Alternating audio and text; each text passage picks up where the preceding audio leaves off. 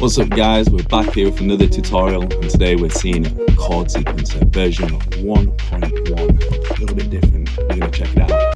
Alright, so I've got a couple of VSTs up here that I'm going to be working with. We'll go through each one and I'll explain the processes that I've got for each one.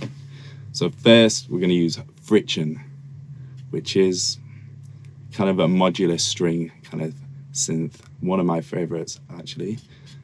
So we just listen to the chords and then we'll go through it together.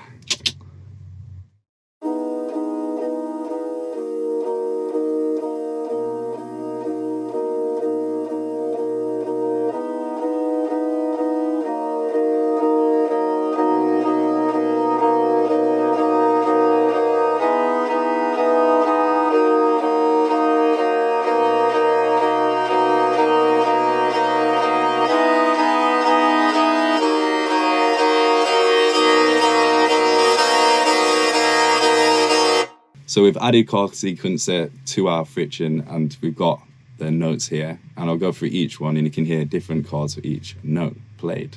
So Chord Sequencer helps you create chords very easily without much effort really. It sets you all up with a nice chord sequencer, chord progressions, and you'll see how it works.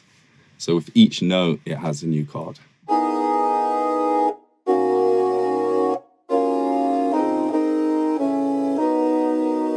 Nice. What I've chosen is this little sequence here, as we went through before.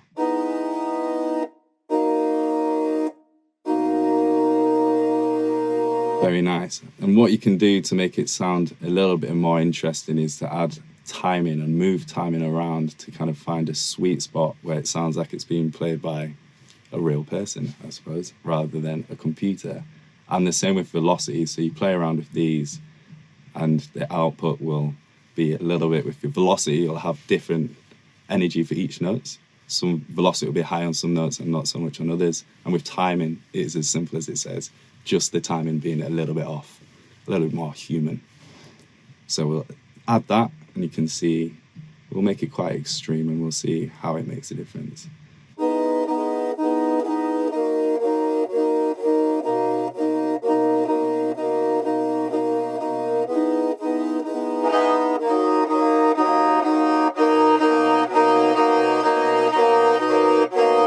As you can hear, it's a little bit off time at some points. It adds a bit of like natural rhythm to everything, and that's what I like using it. And again, if you switch it to something like pluck, the same effect with a lot of timing on, it sounds, I believe, you know, I love this sound, really. I absolutely love it, but you hear it for yourself.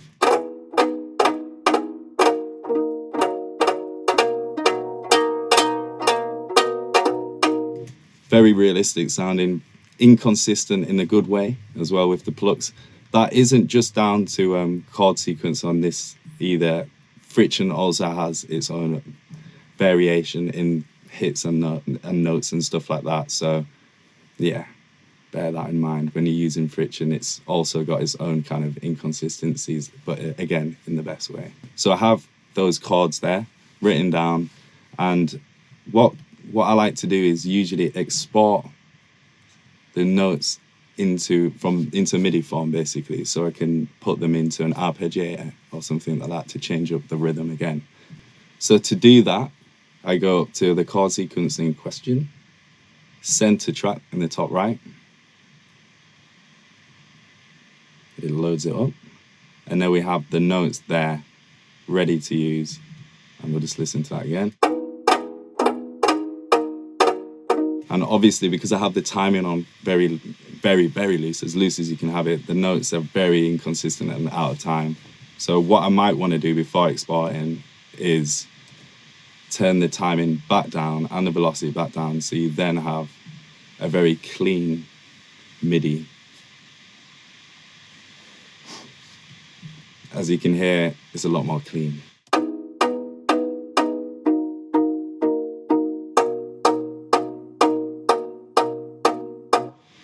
So when you're exporting a MIDI into an arpeggiator, you want to make sure that the notes are actually in time, so that everything's triggered, the ARP is triggered at the right time and it isn't kind of stuttering and a little bit off, unless that's the sound that you want to go for, and that's more of a creative process that you go through. But initially, I would say have your notes straight and then play around a bit after.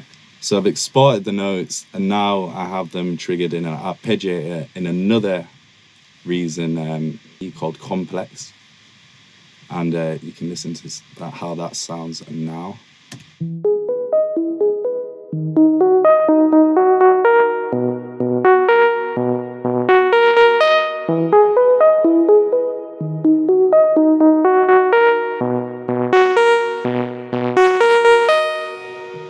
And that's another way to kind of implement chord sequencer into an arpeggiator and get things grooving. And then I've done a few things to make it sound a bit more interesting, and this is what it sounds like with a few more effects, you know, saturator, portal, reverb, the echo, bit of OTT compression, and you'll hear how it kind of, you can get really unique sounds essentially out of your chord sequencer.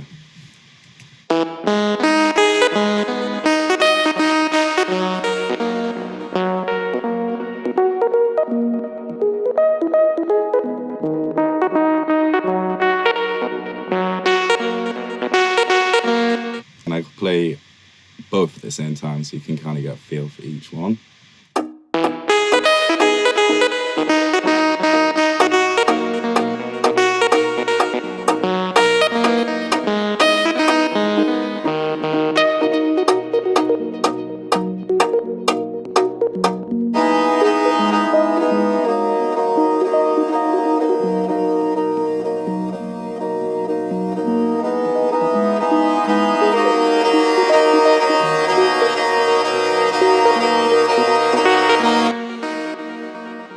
Nice.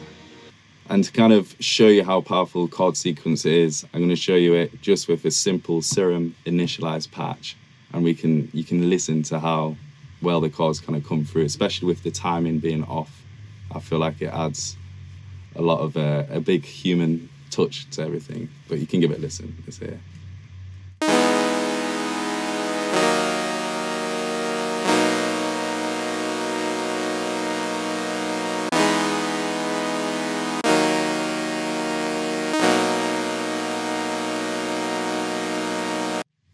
So right there you can see the power of chord sequencer, and with a few VSTs you can already hear a tune and be inspired and kind of get a feel for how chord sequencer works. So there you've got chord sequencer, and with chord sequencer it's not just the chords that I've used, you've got many chords, and they've just added folk and acoustic and Latin, and I think more additions to the initial ones that were there as well. By the looks of it, there's a lot more actually. So definitely worth getting, very good for inspiration, and something that I'd have top of my list. So there we have it, Chord Sequencer version 1.1. It's been 50 Carat from Gentleman's Club, and I'm signing out. See you on another video.